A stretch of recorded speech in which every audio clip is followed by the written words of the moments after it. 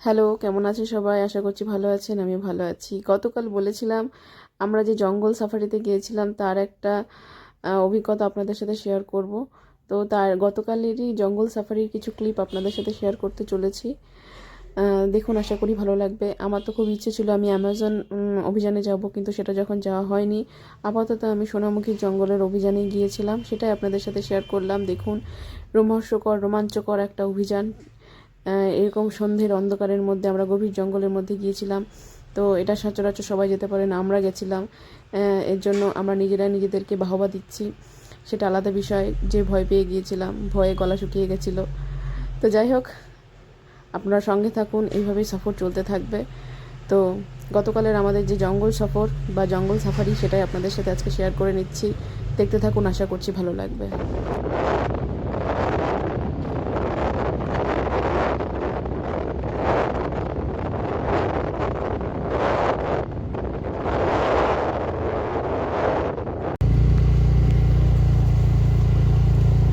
এখানে নাকি তুমি আসো না, তা আসলে কেন? তুমি আছো তাই।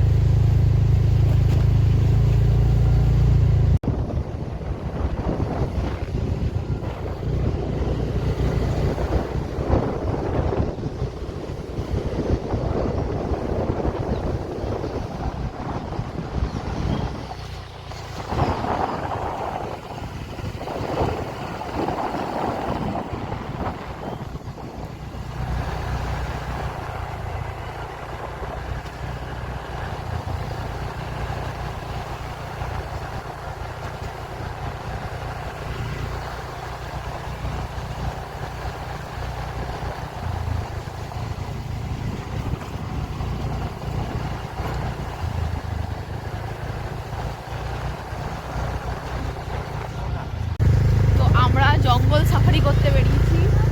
এই যে জঙ্গল সাফারি করছি। হ্যাঁ, টাওয়ারটা ঠিক ঠিক ঠিক। এই আমার ছেলে চিনতে পেরেছে। জঙ্গল সাফারি করে বেরোলাম গভীর জঙ্গলের মধ্যে থেকে। আগে কখনো আসিনি, এই প্রথমে এই জঙ্গলের রাস্তাতে আসলাম। দূরে শিয়ালের ডাক শুনতে পাচ্ছিলাম। সন্ধে হয়ে এসছে, 6টা বাজতে গেল। ঠিক আছে, এটাই সেই মাঠটা যে মাঠে আমরা খেলতে আসি, তাই না? এই যে সেই মাঠ, যে মাঠে আমার ছেলে খেলে, আমি মাঝে মধ্যে এসে উদাস নয়নে বসে থাকি। এই তো সেই মাঠ। কিন্তু এই মাঠ যে দুর্ধর্ষ জঙ্গলের আসে সেটা আমরা জানতাম না, আজকে জানতে পারলাম। তাই এই দুঃসাহসিক এক অরণ্য অভিযানের মাধ্যমে, এই ব্লগের মাধ্যমে আপনাদেরকে জানালাম। আশা করছি আপনাদের ভালো লাগবে। আমি আগে অনেকবার এই রাস্তাতে আসতে চেয়েছি, কিন্তু আমার বড় বলেছে যে না, এখানে বন্য প্রাণীর ভয় আছে, তাই নিয়ে যাব না। তো এই কোথায় আসলাম, কেন আসলাম কিছুই জানি না। এই বিজ্ঞান কেন্দ্র, সোনামুখী কৃষি বিজ্ঞান কেন্দ্র। তো আমরা যাচ্ছি, কোথায় যাচ্ছি, কেন যাচ্ছি জানি না, বিনা উদ্দেশ্যে বেরিয়ে পড়েছি।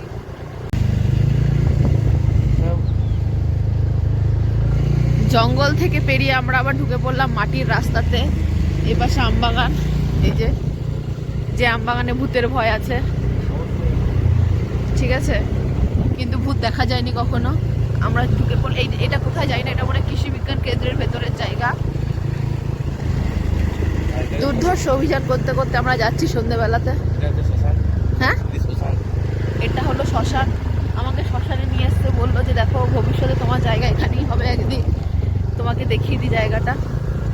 এই মাটির রাস্তা ধরে আমরা যাচ্ছি। এই যে এপাশে ক্ষেত। আমরা লোকালের মধ্যে হয়তো ঢুকেছি, কিন্তু লোক দেখতে পাচ্ছি না। ওইদিকে ওটা কিসের বিল্ডিং? ওটা সেন্ট জেভিয়ার স্কুল, তাই তো? তো মাটির রাস্তা ধরে এগিয়ে চলেছি, কিন্তু চারিদিকে এই ফাঁকা ক্ষেত, তাল গাছ, পলাশ গাছ এসব দেখতে পাচ্ছি। এই যে মেঠো পথ ধরে এগিয়ে চলেছি। কোথায় কত দূরে গন্তব্য জানি না, এগিয়ে যাওয়াটাই হচ্ছে লক্ষ্য। কোথায় গো, কোথায় এসে পড়লাম আমরা কেউ জানি না। জঙ্গলের মধ্যে থেকে নিয়ে যাচ্ছে, ওপাশে রাস্তাটা ছেড়ে দিল। এখন নয় শীতকাল, কোনো কিছু সমস্যা নেই। বর্ষাকালে এদিকের অবস্থা কেমন থাকে? এখানে জলে ডুবে যায় পুরো, নৌকো নিয়ে পারাপার করতে হয়। ওই যে ওইদিকে একটা সর্ষে ক্ষেত আছে, ওর মধ্যে কিছুটা ফুল দেখা যাচ্ছে এখনো পর্যন্ত। বেরিয়ে গেছে। ঠিক আছে, এখন অন্ধকারে তো আর শস্য বিক্রি গিয়ে লাভ নেই। দূর থেকে দেখি মাঠের মধ্যে থেকে চলছে আমাদের গাড়ি, আমাদের যানবাহন চলছে। এই যে দেখুন এখানে, এটা শাল গাছ না পলাশ গাছ জানি না, কিছু একটা গাছ তো হবে। ক্যাম্প গাড়ি। ঠিক আছে, কিছু একটা গাছ। ওই যে এগুলো কি তাল গাছ নাকি? এই যে তাল গাছ এক পায়ে দাঁড়িয়ে, তাল গাছ এক পায়ে দাঁড়িয়ে থাকে কারণ ওদের দু পা নেই তাই। আর এই যে মাটির সুন্দর রাস্তা দিয়ে আমরা এগিয়ে চলেছি।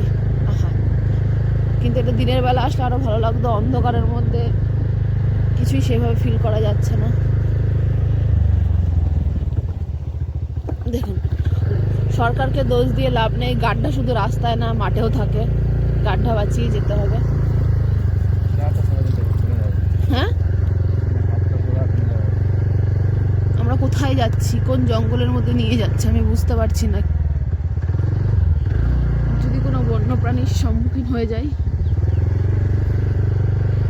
কোথা থেকে নিয়ে যাচ্ছে কিছুই বোঝা যাচ্ছে না। যাই হোক, ওইদিকে দূরে কিছু একটা দেখা যাচ্ছে, সামনে একটা খাল পড়েছে, এটার নাম সুয়েজ খাল। এই যে শুকনো সুয়েজ খাল পার করে গেলাম। আরো ছোট ছোট কতগুলো ক্যানেল রয়েছে, এগুলোকেও পার করে যাব। বিপদকে আমরা ভয় পাই না, বিপদকে পার করে যাই। ওটা কি ট্রেন লাইনের উপর আন্ডারপাস? ওটা আন্ডারপাস, ওটা তো এটা হচ্ছে আন্ডারপাস। আন্ডারপাসের নাম আন্ডারপাস কেন আমি জানি না, তো যাই হোক, নাম যখন সেই নাম ধরেই ডাকবো। এদিকে আমার মনে হয় জমিগুলো বিক্রি হয়ে গেছে নাকি? হ্যাঁ, এইসব প্লটিং করে দিয়েছে, সব বিক্রি হয়ে গেছে। তো যাই হোক, জমি বিক্রি নিয়ে আমাদের মাথা ব্যথা করে লাভ নেই। আমরা সন্ধেবেলা ঘুরতে এসেছি, ঘুরবো।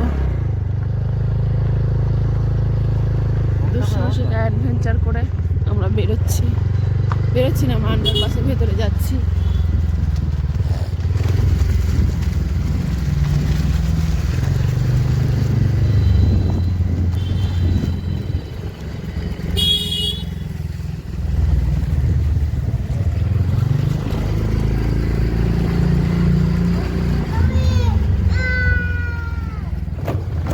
তোর আবার কি হলো, তুই আর চেঁচাচ্ছিস কেন?